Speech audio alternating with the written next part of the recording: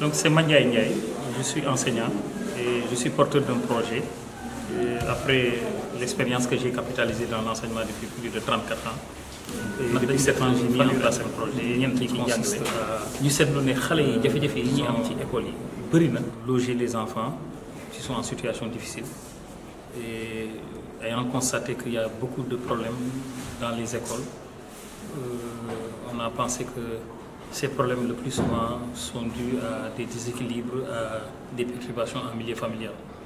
Et donc pour résoudre ces difficultés que les parents et qui les amènent, qui sont dus à peut-être à un problème de carence affective, nous avons pensé mettre en place une structure où nous essayons de reconstituer le milieu familial, de rebâtir le milieu familial, l'équilibrer et de sorte que quand un message est donné les enfants parents et davantage et que nous gérons leur séjour dans la structure, le pensionnat.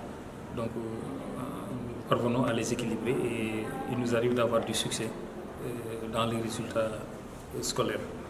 Est-ce que vous pouvez revenir sur l'objectif de votre rencontre aujourd'hui, puisqu'on vous a vu avec le maire et massivement la présence des élèves?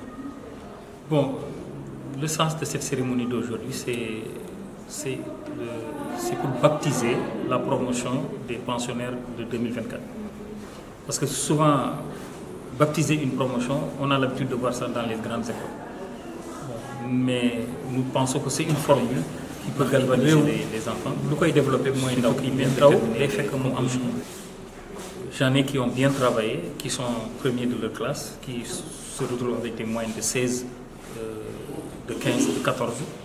Alors, pour valoriser ces efforts-là et les offrir en modèle, nous avons pensé organiser cette journée. Mais également en prenant des parrains, donc des personnes âgées, des modèles, pour que ça puisse servir d'exemple aux plus jeunes. Et nous avons choisi 2 personnes, M. Pape Ibrahim Sek, que nous avons eu l'occasion de découvrir parce qu'on nous a offert des livres. Nous savons que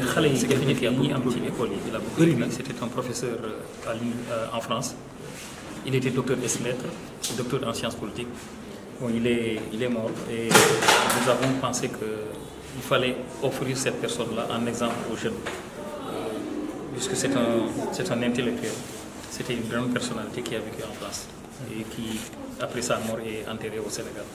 Mais que nous ne connaissons pas et on veut le faire découvrir aux gens.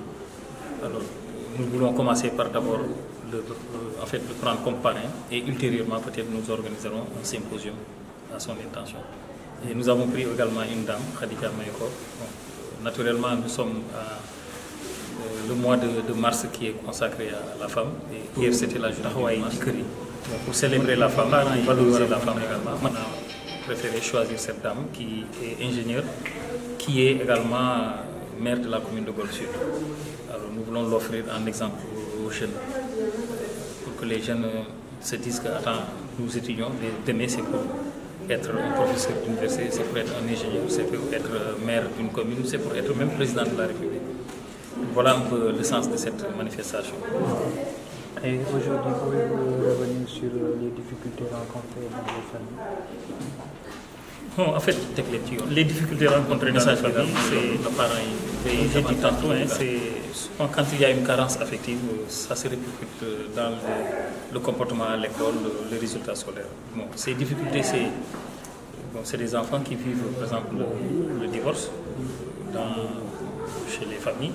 C'est des enfants qui sont orphelins. C'est des enfants dont les parents sont des immigrés. C'est des enfants qui sont peut-être même inadaptés au système scolaire. Nous avons l'exemple de inspiré des enfants comme ça, structure. Nous avons dans des états. Nous savons que les enfants conduisent à la réussite, l'obtention de leur examen, le BFM, le bac. Il y en a qui ont réussi avec la mention même et qui après continuent les études à l'étranger. Et quel message lancez-vous aux jeunes, mais aussi aux parents? Bon, le message que je lance aux jeunes, c'est qu'il faut se battre, bien étudier pour pouvoir réussir dans la vie. Aujourd'hui, on est dans un monde où quand on n'a pas de savoir, on n'a pas de diplôme, on aura des difficultés.